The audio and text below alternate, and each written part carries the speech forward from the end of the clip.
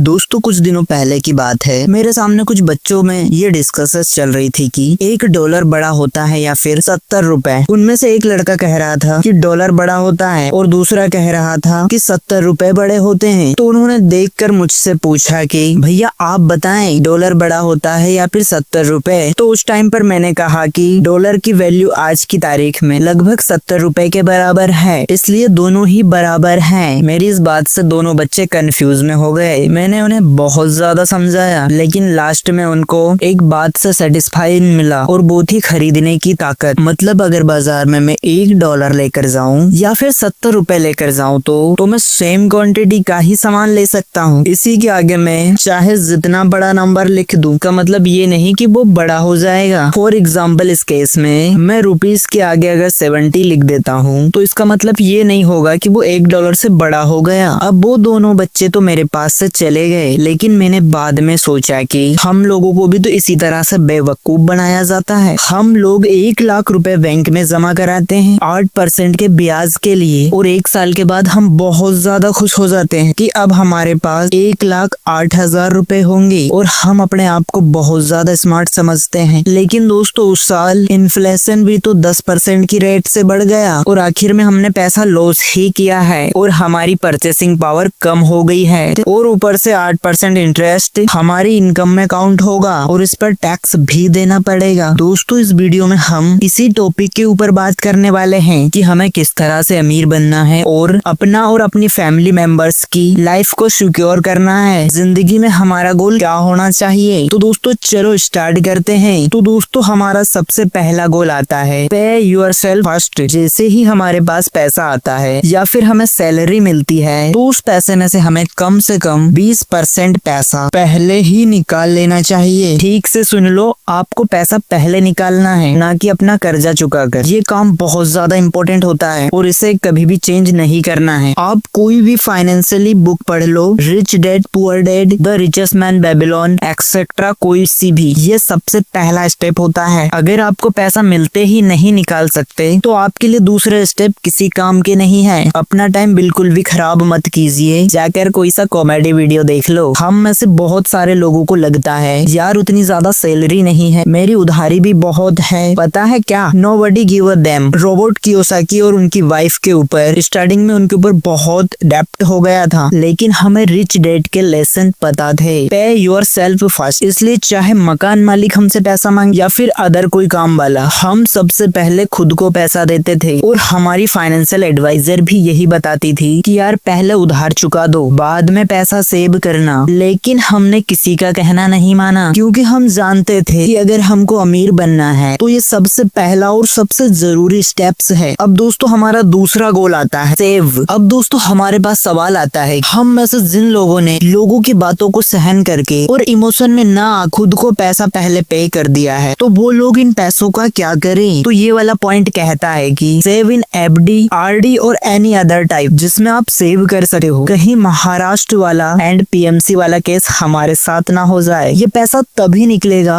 जब बहुत ज्यादा इमरजेंसी होगी। अब ये काम अगर हम कर लेते हैं तो हम बहुत ज्यादा अमीर तो नहीं बनेंगे, लेकिन किसी इमरजेंसी में हमें किसी के सामने हाथ नहीं फैलाना पड़ेगा। तो आपको ये 2 स्टेप तो करनी पड़ेगी। हम लोग पूरी जिंदगी मेहनत करने को तैयार हैं और जो थोड़े बड़े सपने देखते हैं उनके लिए नेक्स्ट स्टेप आता है, और हमारा नेक्स्ट स्टेप कहता है पैसे को इन्वेस्ट करो। अब दोस्तों जो पैसा हमने सेव कर रखा है उसमें से कुछ पैसे को हम इन्वेस्ट कर सकते हैं। स्टार्टिंग में हम सीख रहे हैं तो हमें कम पैसों से स्टार्ट करना चाहिए। ये पैसा कम से कम 500 रुपए पर मंथ भी हो सकता है। शुरू में हमारा लक्ष्य इन्वेस्टमेंट की स्ट्रेटजी को सीखना होता है, ना कि 1 महीने के अंदर वॉरेन बफेट बनना। तो अब ये सवाल आता है कि इन्वेस्टमेंट के टाइम पर हम कितना रिटर्न टारगेट कर सकते हैं। तो हम इस बात को देखते हैं कि हमें अगर वॉरेन बफेट इतना अमीर बनना है तो हमें कितने रिटर्न की जरूरत थी। अगर हम वर्कशायर हैथवे की बात करें, जो कि एक कंपनी है जिसके को ओनर वॉरेन बफेट हैं, तो इस कंपनी ने 1994 से लगाकर 2016 तक 20.8% का एनुअल कंपाउंडिंग रेट दिया है, जबकि अमेरिका के सुपरमार्केट ने इन सालों में 9.7% का रिटर्न अचीव किया है। अब बहुत सारे लोगों को लगेगा ये तो बहुत ही कम है, लेकिन कंपाउंडिंग की ताकत की वजह से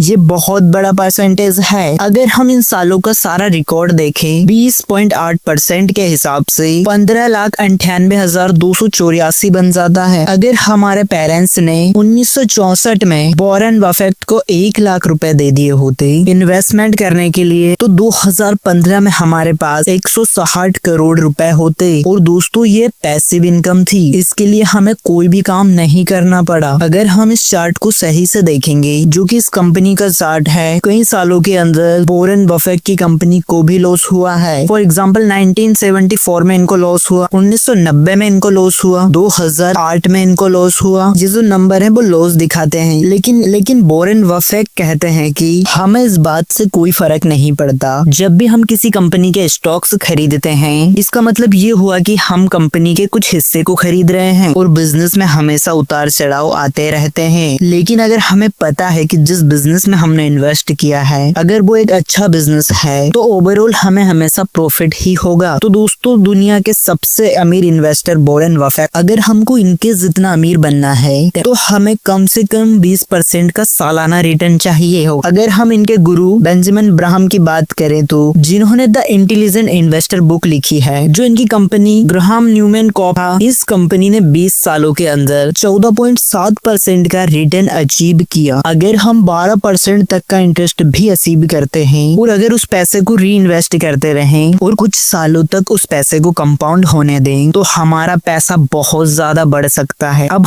बहुत सारे लोगों के दिल में ये ख्याल आता है कि यार कौन इतना रिस्क लेगा, बैंक में हमारा पैसा सेव है। और महाराष्ट्र में पीएमसी बैंक के डिफॉल्ट के बाद ये बात कहना बहुत ज्यादा डिफिकल्ट है कि हमारा पैसा सेव है। और वैसे भी DICGC deposit insurance and credit guarantee corporation, इसके हिसाब से अगर बैंक फेल या लिक्विडेटेड हो जाता है, तो हमारे पास सिर्फ 1 लाख रुपए ही इंश्योर्ड हैं, फिर चाहे हमारे बैंक में 20 करोड़ रुपए ही क्यों ना हो। और इस बात का क्लियर होना चाहिए कि बैंक हमारे पैसों का इन्वेस्टमेंट ही करता है। ये पैसा कंपनी को लोन के फॉर्म में जाता है। अगर सारी कंपनियां फेल हो जाती हैं, तो हमें हमारा पैसा भी नहीं मिलेगा। और सेम चीज पीएमसी बैंक के साथ हुई थी, जिसने बहुत सारा loan housing development and infrastructure limited HDIL और इस प्रकार की बहुत सारी कंपनियों को दे दिया था, जो कि लोन वापस नहीं रिपे कर पाई, और ये लोन पूरी तरह डूब गया और बैंक पूरी तरह फेल हो गया। ऐसा ज्यादातर नहीं होता है, लेकिन पॉसिबिलिटी है कि हो सकता है। अब दिमाग में एक सवाल आता है कि हम इतना सारा ज्ञान कहाँ से लेकर आए, जितना कि फाइनेंशियल एडवाइजर जानते हैं, या फिर कितनी सारी कंपनियों में हमें पैसा डालना पड़ेगा इतना रिटर्न अगर चाहिए तो वॉरेन बफेट बोलते हैं कि इन्वेस्टमेंट की फील्ड को इंटेलिजेंट लोग बहुत ज्यादा कम है, लेकिन इमोशन डिसिप्लिन ज्यादा चाहिए। वॉरेन बफेट कहते हैं कि मैं सिर्फ उन्हीं कंपनियों में इन्वेस्ट करता हूँ जिन कंपनियों की मुझे समझ है, बाकियों में मैं नहीं करता। एक बार वॉरेन ने बिल गेट्स से कहा कि आप कंप्यूटर का यूज नहीं करते। इस पर वॉरेन ने कहा कि मैं कंप्यूटर का क्या करूंगा,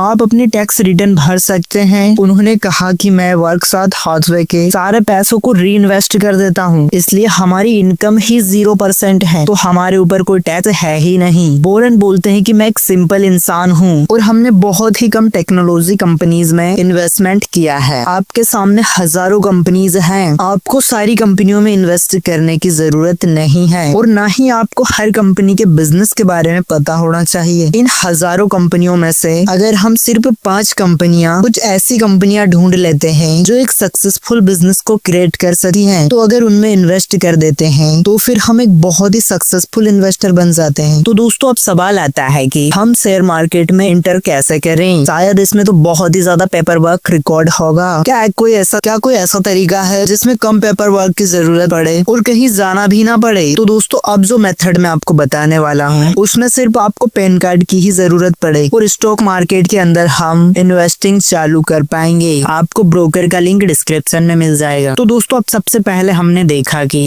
सबसे पहले हमें खुद पे करना चाहिए, मतलब अपने आप को 20% दे देना चाहिए, और इसे कभी उल्टा नहीं किया जा सकता। पहले पैसा खर्च करें और बाद में सेव करें। ये करने का सबसे आसान तरीका है फॉरवर्ड सेविंग, यानी पैसा ऑटोमेटिक सेविंग हो, हमारे सेविंग अकाउंट से ही कट जाने चाहिए। नेक्स्ट स्टेप में हमने देखा था सेव। अगर हमें कुछ ज्यादा ही डर लगता है, तो हमें कम से कम RD या FD या अदर तरीके से गवर्नमेंट स्कीम में पैसा इन्वेस्ट करना चाहिए। ये एक मिनिमम रिक्वायरमेंट है एक सिंपल लाइफ को जीने के लिए। नेक्स्ट हमने हमने देखा था कि हम एक स्टेप आगे बढ़ सकते हैं, जिसमें हमने अपनी सेविंग का कुछ % इन्वेस्ट करना है। स्टार्टिंग में हमारा गोल रहेगा कि इन्वेस्टिंग की दुनिया को हम समझें, ना कि एक महीने के अंदर वॉरेन बफेट बन जाएं। इसलिए कम से कम हमें इन्वेस्टमेंट स्टार्ट करनी चाहिए। इसलिए स्टार्टिंग में हमें कम पैसों से इन्वेस्टमेंट स्टार्ट करनी चाहिए। इस प्रोसेस में शायद हमसे थोड़ी गलतियां भी होंगी और शायद हमें लॉस का सामना भी करना पड़े, लेकिन इसे सिर्फ आप ट्यूशन की फीस समझकर इन्वेस्टमेंट को सीख सकते हैं। फाइनली हमने देखा था कि हमें हर कंपनी के बारे में ज्यादा जानकारी होना जरूरी नहीं है। हजारों कंपनियों में से हमें सिर्फ ऐसी 5 कंपनियों को देखना है जो हमें लगता है कि फ्यूचर में अच्छा बिजनेस करेंगी। जैसे जैसे बिजनेस ग्रो करेगा वैसे ही आप भी ग्रो करते जाएंगे, और ये सबसे अच्छा पैसिव इनकम का सोर्स है। और जो भी पैसा आपको रिटर्न मिलता रहता है, हमें उस पैसे को री इन्वेस्ट करना है का, नहीं तो कंपाउंडिंग का जादू बिल्कुल काम नहीं करेगा। हमने इस वीडियो के अंदर ये भी देखा है कि 10 से 14% साल का रिटर्न हर साल कंपाउंड होता है, तो एक बेस्ट रिटर्न माना जाएगा। तो अब दोस्तों आप कमेंट सेक्शन में बता सकते हैं कि आप नेक्स्ट वीडियो किस टॉपिक के ऊपर चाहते हैं, ताकि आपके टॉपिक को हम कवर कर पाए। अब दोस्तों इस चैनल को जरूर से सब्सक्राइब कर देना और बेल आइकन को भाई ऑल पर क्लिक कर देना, ताकि आपसे कोई भी वीडियो बिल्कुल भी मिस ना हो। और दोस्तों इस वीडियो को